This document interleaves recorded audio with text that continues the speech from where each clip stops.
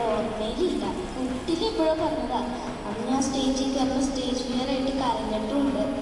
ഇത് കുറേ നാളായിട്ടാണ് ഞാൻ മൈക്കിൽ സംസാരിക്കുന്നത്. എനിക്ക് നല്ല ആഗ്രഹം ഉണ്ടായിരുന്നു.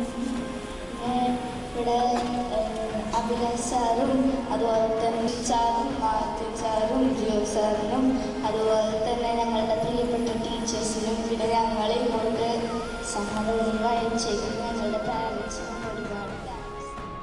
സ്റ്റോറി മെത്തേഡ് ഞാൻ ട്രൈ ചെയ്ത് നോക്കും. പലപ്പോഴും ഞാൻ ഫുള്ളായിട്ട് പഠിച്ചിട്ട് പോയാലും ടെക്സ്റ്റിൽ അങ്ങനെ ഞാൻ പഠിച്ചതൊന്നും ഈ ക്വസ്റ്റ്യൻ പേപ്പറിൽ വരുമോ വരില്ല എന്നൊരു പേടി എപ്പോഴും എക്സാമിനുള്ളതാണ്. അത് എനിക്ക് മാത്രം ആയിരിക്കും എന്ന് ഞാൻ വിശ്വസിക്കുന്നില്ല. നിങ്ങൾക്ക് എല്ലാവർക്കും ചിലപ്പോൾ എക്സാം ഹാളിൽ കയറുമ്പോൾ ക്വസ്റ്റ്യൻ പേപ്പറിൽ നമ്മൾ പഠിച്ചത് വരുമോ വരില്ല.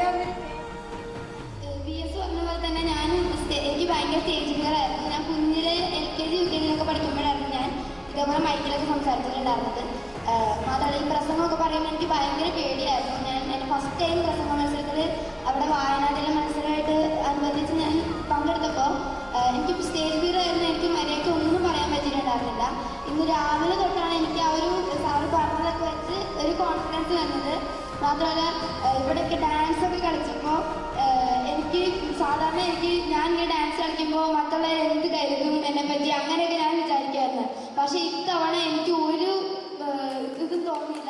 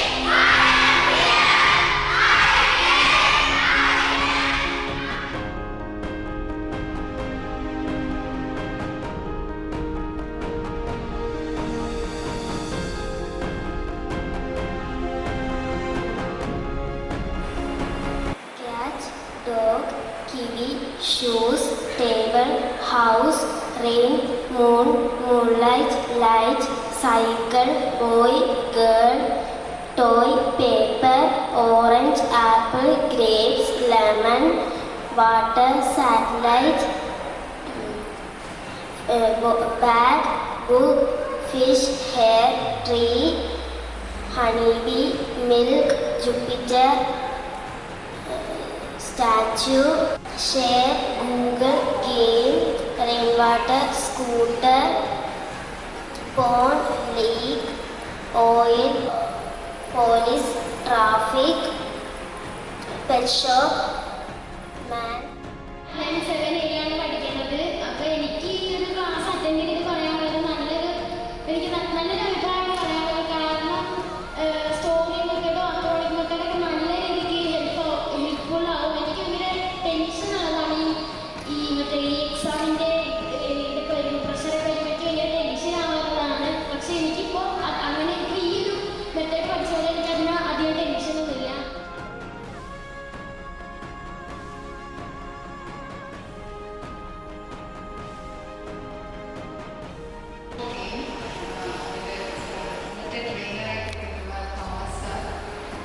അതുപോലെ തന്നെ ഒരു സോഷ്യൽ കംപ്ലീറ്റ് ടീം ഉണ്ടെന്ന് പറഞ്ഞു. അതുകൂടാതെ ആസ്കിംഗ് ബോൾ, പിന്നെ അതുപോലെ പ്രസൻ്റായിരിക്കുന്ന പാരൻസ് ആൻഡ് ടീച്ചേഴ്സ്, ഏറ്റവും സ്നേഹം നിറഞ്ഞ കുഞ്ഞുങ്ങളെ. അപ്പം ഈ 3 ദിവസമായിട്ട് നടക്കുന്ന ഈ ഒരു ട്രെയിനിങ് നിങ്ങൾക്ക് വളരെ യൂസ്ഫുൾ ആയിട്ടുള്ള മനസ്സിലായി. ആദ്യ ദിവസം കാണുന്നതിനും വളരെയധികം എനർജറ്റിക് ആയിട്ടും ഹാപ്പി ആയിട്ടും നിങ്ങൾ ഈ ട്രെയിനിങ് കഴിഞ്ഞ് കാണുന്നത് വളരെയധികം സന്തോഷമുണ്ട്. അപ്പോൾ ഈ ട്രെയിനിങ് നമുക്ക് സാധ്യമാക്കി തന്ന ഈ സോഷ്യോ ഗ്രൂപ്പ്, അതേപോലെ തന്നെ ആസ്കിംഗ് ബോൾ, ഇതിനോട് പ്രത്യേക നന്ദി കടപ്പാടും ഈ അവസരത്തിൽ അറിയിച്ചു കൊള്ളുന്നു.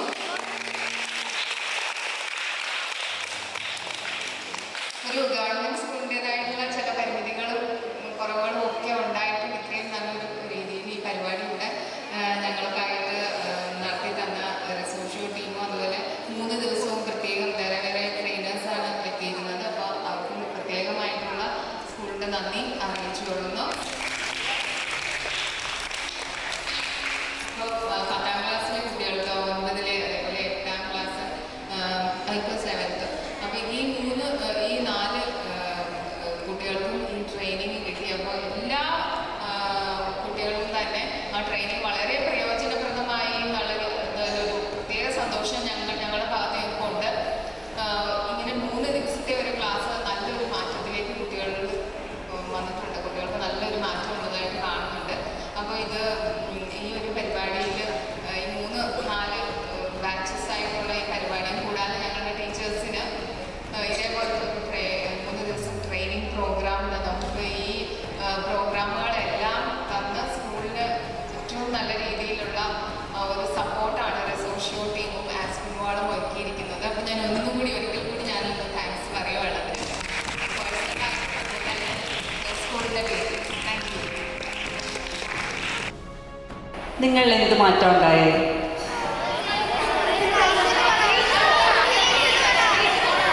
You become confident. You are ready to challenge anything? Face anything? Yes.